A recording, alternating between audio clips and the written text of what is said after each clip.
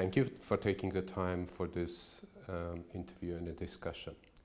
Just to get kick-started, can you tell me a little bit about yourself, just a few basic facts, who you are, where you come from? Sure. Vahe Andonians, raised in Austria, spent basically all my life, or most of my life, in Europe. Now live in Germany, studied high-frequency technology, a little bit economics, and did a master's of business administration. And for about 21 years, I'm doing startups now. They say immigrants are damned to success. There are even some venture capital firms that actually explicitly put higher bets on the companies that are founded by immigrants. In your view, what's in it that makes people that are courageous enough to move around countries, move from their place of birth to a totally new, different world, successful? Oh, I think there are many factors that could play into this. One is, of course, I mean, if you are ready to be as courageous to move to another country and start from zero again, you're obviously also as courageous to do a startup and question the status quo. But what I also think is that immigrants have a weird combination of closeness and distance to the country they live in. Like I feel very close to Austria because I grew up there, and like I would even identify myself as an Austrian. But then again, you know, when you're at home, you are exposed to a different culture. So you see two worlds and you feel equally close to those, but you're more distant than an Austrian who is just Austrian and grew up there, right? So this gives you a different perspective on many things. And I think that would also play into some of this success. And then I think third is, of course, usually if you change your location to another country, as an immigrant, it's often accompanied with hardship. And I think that makes you just hungry and eager to achieve something. You touched upon a couple of very important points, right? Courage, hardship. Let's talk about entrepreneurship. I mean, you and I were at the very beginning of our career, or you at the beginning of your career, almost all of my professional life spent in a corporate world, but at the beginning you were also working for a bank. What was the triggering event? Why did you suddenly decide to move away from a safe and warm and beautiful, nice office building to wild waters of entrepreneurship? I think for me personally, it has always been to be able to do an impact. Right? I think if you work in a large company, obviously the company itself has probably an impact on its environment and maybe even a global impact. But your personal contribution to that is usually not that important or not that big. Let's take in my humble opinion, the biggest genius, right? Steve Jobs, right? Even when he passed away way too early, unfortunately, Apple continued, right? Like even the person who founded it, who saved it twice in his life, who created the largest company in the world, was replaceable in such a environment. So basically, if you go to work and work for a large bank, which was a very great experience. I had a very good leader, George was his name, Georg. I learned so much from him. It was really great. But at the same time, you feel like replaceable and almost, in a sense, I don't want to say useless, but you almost feel like it. And then if you do a startup, everything depends on you.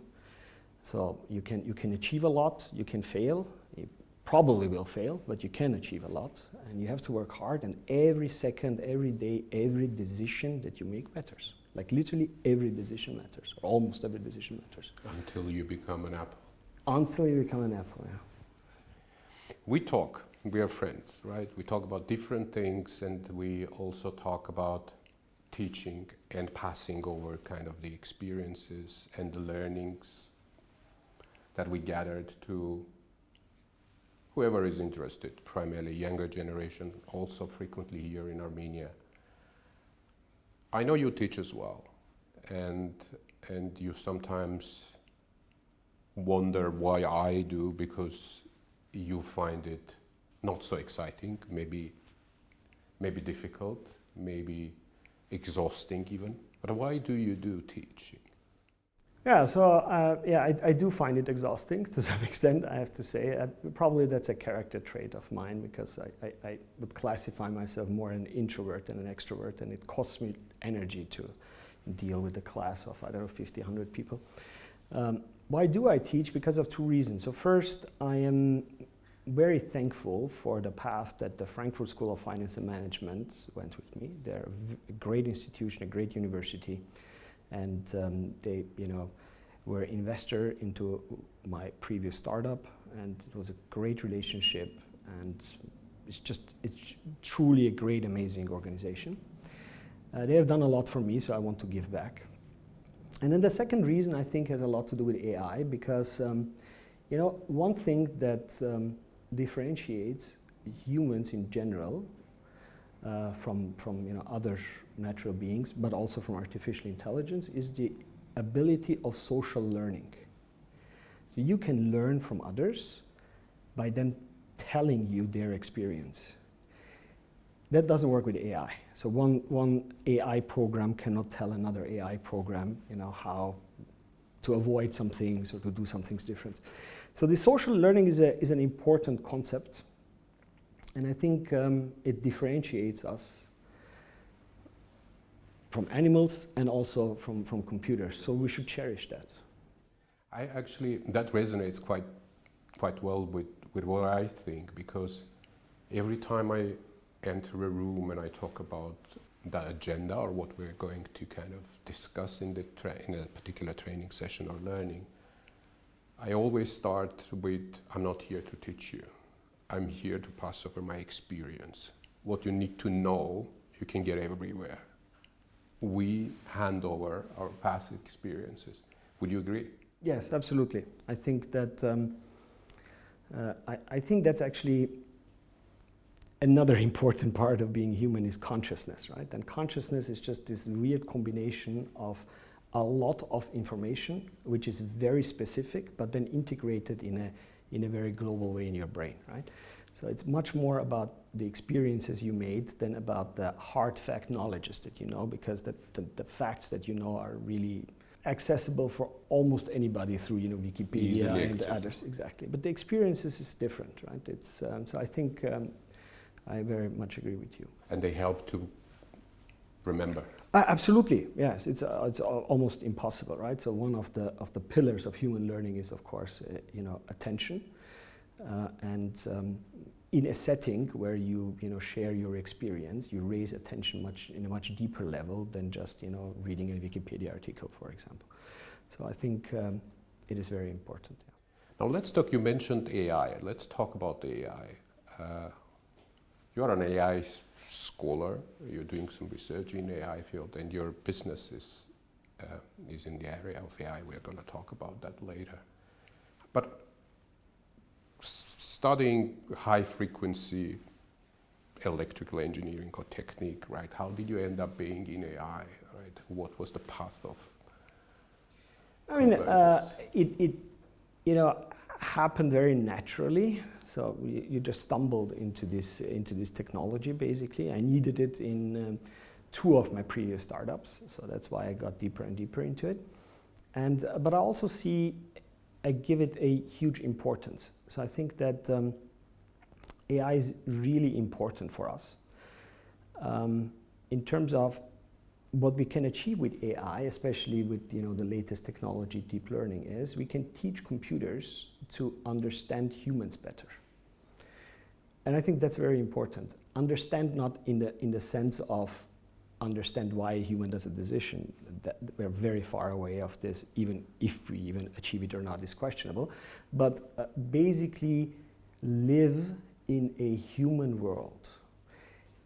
And I think this is really important, because the last 40, 50 years, we have changed our world so that computers fit in our world. right? We changed the way we create documents, we created forms, we created APIs, we created XML documents, JSON documents, all these things, right? Why did we do it? Because computers were not able to understand a letter. We're not able to understand what they would call an unstructured document, right? So we changed our world to allow computers to fit into this. And I think that's sad, actually, because there's nothing more empowering than just an empty page, an empty piece of paper with a pencil. It's a canvas that can be used for so many different things, right? And then limiting it through making a JSON out of it or an Excel document out of it is a huge limitation, and we shouldn't live with it. With AI, we have now the possibility to create on a piece of paper and a computer understanding or interpreting the data that is important for that specific task. That's very interesting. So, Cognaize, your last baby. The slogan of the company is creating actionable insights from unstructured data. How much of it is a scam and how much of it is I mean, you're reality? asking the one who will say it's no scam, but I truly think it is not, because if we have great blue chip clients, and it's very hard to deal with or win over companies that are large multinational companies, because they are very successful because they know with whom they want to partner and with whom they want to work. So I think it's an honor to have such clients, but it also is a statement to the work that we are doing is actually good work. I think we are far away from achieving a state that the computer can understand or extract any kind of information from any kind of document. But we are close to very specific use cases, to an almost 100% automation. One of them would be balance sheet, for example, right? Like, even it's unstructured in the sense of for a computer unstructured, with our technology, for a vast majority of documents, it can run through with 100% accuracy already. I know that a large part of your business is in Armenia. What is Armenia for you? Why are you putting so many chips on Armenia? It's a good question. So when I first came to Armenia to do my actually first startup, it was in 2002. It was a place for me to source talent at a lower price level than I would pay in Austria. And I literally felt like this. So I felt like I'm coming here to do business. And even though I am ethnically Armenian, I more identified as a European, not even Austrian, more as a European, than I would as an Armenian. I gave even interviews where they asked me, and I said, like, look, you got it wrong. I'm not here to help Armenians. I'm here to help my business. And Armenia is just a good place to help my business. So that changed. It changed because probably because of my parents that taught me to be to continue the heritage of being an Armenian, which was almost to a sense their duty, because when I grew up there was no independent Armenia. So now there is. So the relationship between diaspora changes, of course, but back then you could say it was the duty of every Armenian to continue the culture, religion, language, everything Armenian basically. So they did that, and they did, I assume, a great job. So over time I identified more and more as an Armenian, and now I would 100% say I am an Armenian. Right? So when you tell your non-Armenian friends, come to Armenia, this is a great place to be and great place to stay, what are the 2-3 key things that you highlight to them? I mean, what will they find here? I think one of the biggest things is it's a vibrant city, Yerevan. It's a vibrant city. A lot is happening. It's very fast.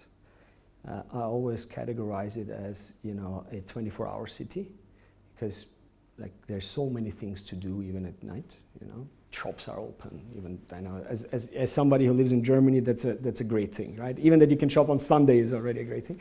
But it's not only that. You have so many interesting concepts of restaurants and cafes and places. And then, of course, you have lots of talented people here. And I don't know why there is a place where there is a cluster of so many talented people, but I truly feel this is a place with talented people. And I stumbled upon this through chess, because when I came here, I had like nobody.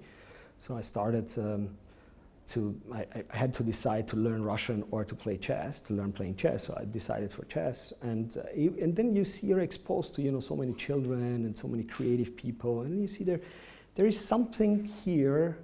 It's difficult to describe, but creativity is probably the best word for it. If we look into the future, and we look into the future of our home country, so we both are Armenians and we worry about our country. So we look at it with hope and optimism, but also with a pinch of criticism. So if you think about us, Armenians, what are our 2-3 strengths and 2-3 weaknesses? I mean, if you look at the area where we live in, a big strength, of course, is democracy. I think you can agree or disagree with the current political regime. I don't want to discuss specific people, but what we can establish is that this is a democratic country, continuing the core values of democracy. I think that is really true for this country, and it is not so true for many of our neighboring countries. The democracy brings a degree of freedom with it, which is a necessary precondition for democracy, and and that pays off. I mean, if you just look at how many people came back to live in Armenia with Armenian heritage, but also with Ukrainian, Russian, Belarusian, and so on, who left their country, came here, settled here in the last couple of weeks, months, right? Because this is a free country. So democracy can work, and it works, and Armenia is a bright example for that. So I think that's our strength. Our weakness is, of course, and this is a little bit of a tough issue, because I don't know how well it would resonate with the listeners, but I grew up in Europe, right? And Europe is the continent with the most wars. Like if you go all the way till 1945, I think it's hard to find 20 years where there hasn't been a major war, okay? Germany and France being, great examples permanently in war, right? And at some point, I think it was 1951, Robert Schuman came up with the plan.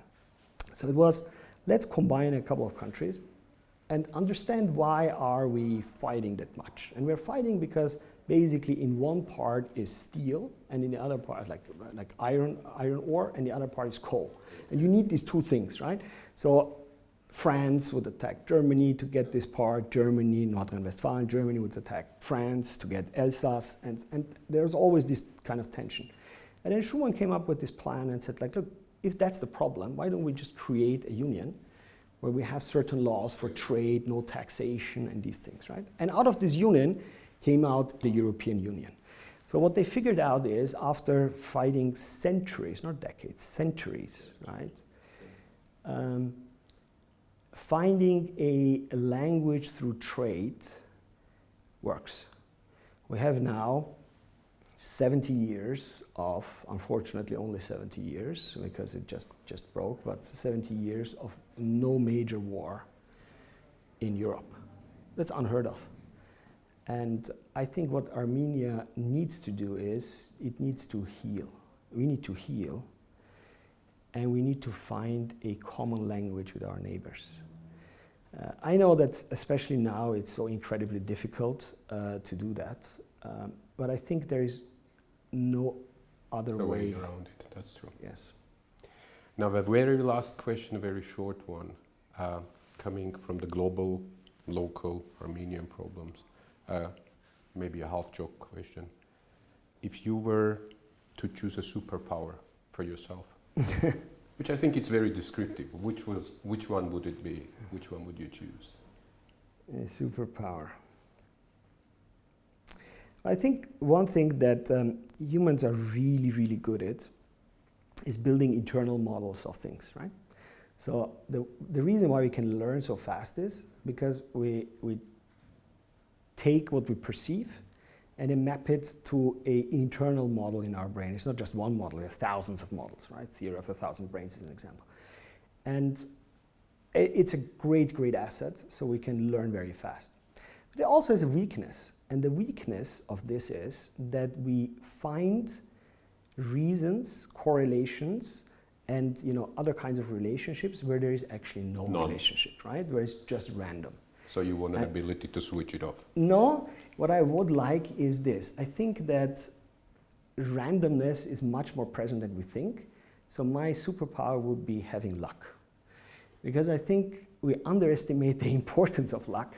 I have been incredibly lucky, so maybe it is my superpower, I don't know. I've been incredibly lucky with my family, my wife, and everything actually. But if I would choose a superpower, I think it would be just being lucky. So I wish you lots and lots of luck. Thank you very much, Vahe Andonians. Thank you very much. Thank you.